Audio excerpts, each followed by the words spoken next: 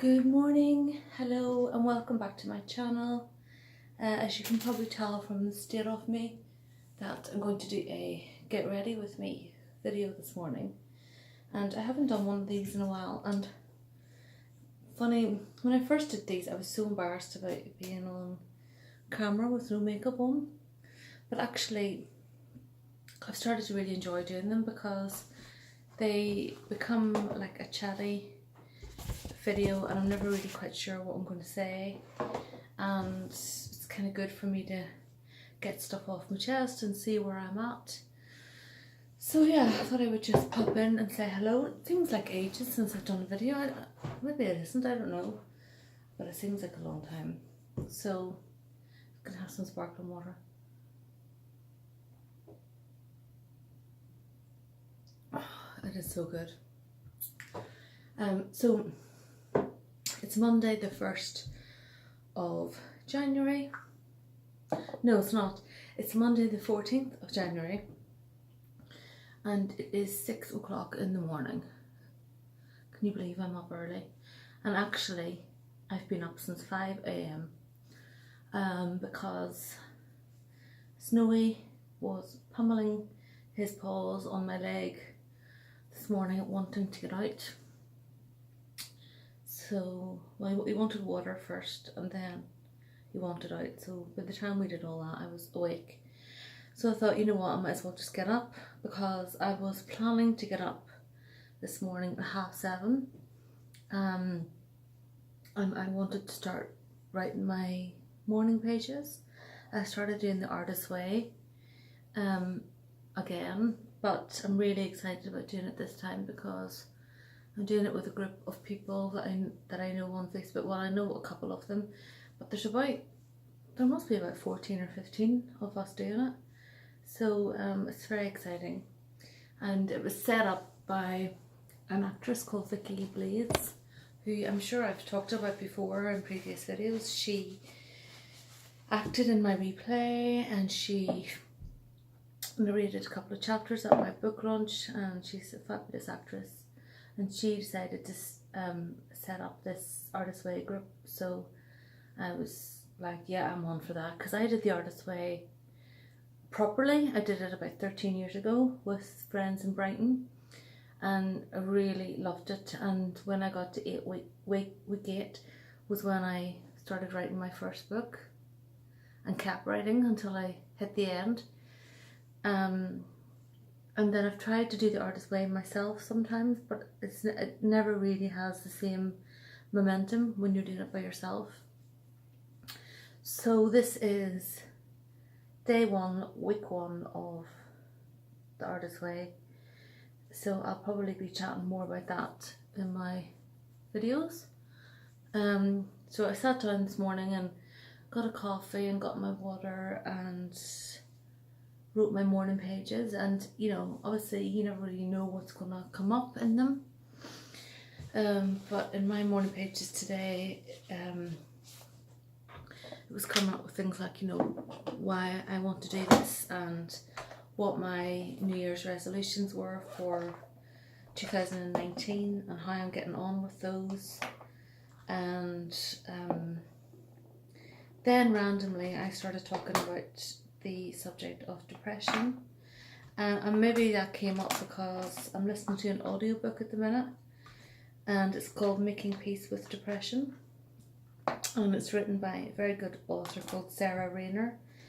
And I had read her fictional books. She'd written one called One Moment, One Morning, which has got this beautiful cover, like these teacups, really gorgeous cover. And then the book had a really cracking start.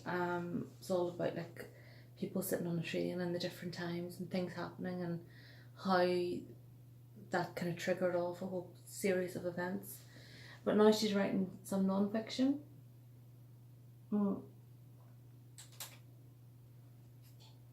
So she's writing these series called Making Peace With. So I started reading Making Peace with Depression. And I'm sure I've talked about it before, but you know, I've had several bouts of depression in my time, some more serious than others, and I suffered from a really bad dose of it. Was it last year or the year before? And it's hard, like it's really tough. And I suppose I was saying in my morning pages this morning that depression is not like, it's not this black and white area. It's not like you suddenly wake up one morning and you're extremely depressed and suicidal, and then it's not like you wake up one morning and suddenly the depression has lifted and you're feeling okay. It's more like a scale.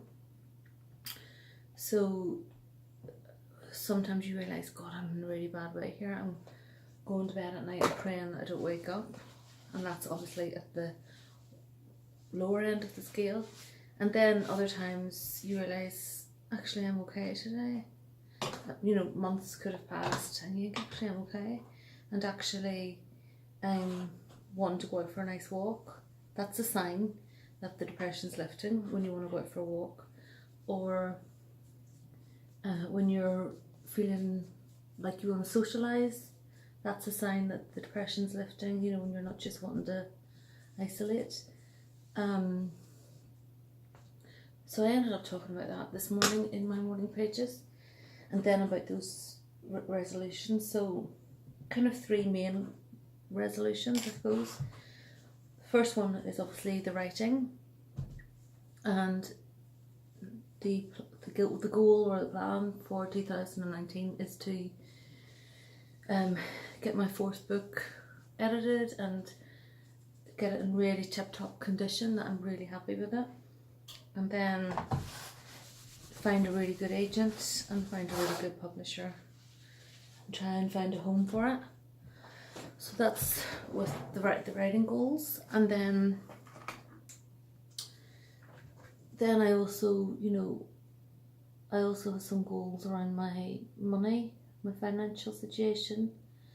I'm not doing too well on that so far, actually, to be honest, but I've kind of been hit with a few vet bills because Pertwee Snowy's in a bad condition, but I do have him insured. Oh, I have stuff to tell you about this eyebrow thing. Do you remember I kept saying to you, oh, I'd really love to get my eyebrows done professionally and I have to see about that? Well, I was in the hairdresser's on Friday getting my hair coloured, and then upstairs they do like nails and beauty and stuff, so I was up there chatting to this girl, and she said that they don't do the semi-permanent eyebrows, but you could look on Facebook on this page and you could find them. And I thought, oh, I must do that. But then when I was out on Saturday night, I ended up chatting to this girl, and doesn't she run a business in Belfast called 1-2B, and they do semi-permanent eyebrows. And there and then she said, look up such and such on Facebook and like the page, and then you'll get, you know, the notifications. So I've got the page liked. That's the first step. I know who can do them, and now the next step is booking it, getting a quote and booking it. So wouldn't that be cool to get my eyebrows done? I was talking to her about it. I said, I've really overplucked them to death, haven't I? And she said, look, we'll do that. Then she was talking about my hair, because, well, you'll see when I bring my hair down, but the fringe just goes above there, so it actually kind of draws attention to the eyebrows. So yeah, I do need them done. So that'll be another video for another day. But how funny, I've actually found where to go now. So anyway, what was I saying before that? Oh yeah, my goals. So yeah, I've been hit with a few vet bills, but I have got Snowy insured, so I have filled out the claim form, and when I take him back to the vet on Wednesday, I'm going to talk to the vet about filling out their part of the claim form, and hopefully I'll get some money back for that, all those bills. So yeah, Wednesday I'm taking Snowy to the vet, and this is to see whether or not all the ear drops worked and it cleared out the earwax. or if it's not an earwax thing and there's a polyp in there, that will have to be removed by surgery. So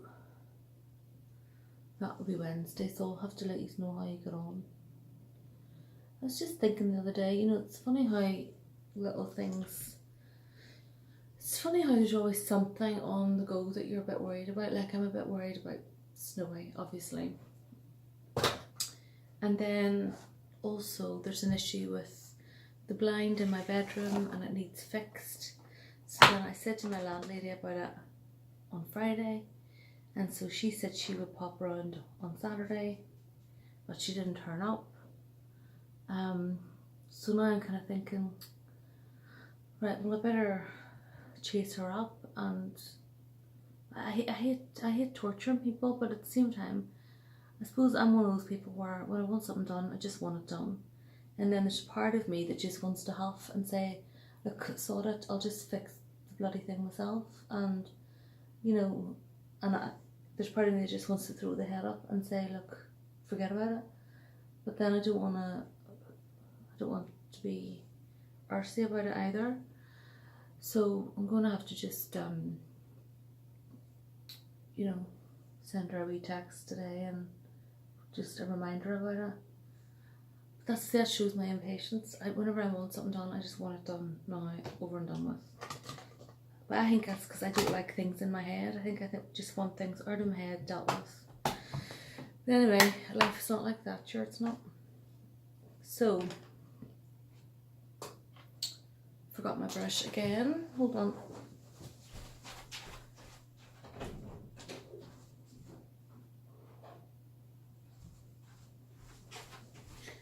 I'm just thinking to myself, like, there, it's 6:15 and I'm wide awake.